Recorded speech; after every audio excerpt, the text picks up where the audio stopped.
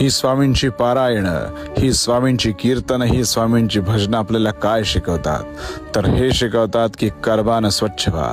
कर्माधिष्ठित, कर्मप्रधान, कर्मानं स्वच्छ असलेल्या माणसाला जगात कोण बुडवू शकत नाही. लक्षात ठेवा, महाराजांनी दिलेला कानमंत्र आहे की नामस्मरण करून, नामसाधना करून, महाराजांना आळवून, महाराजांना मनापासून हाका मारून आपण त्यांना प्राप्त करू शकतो.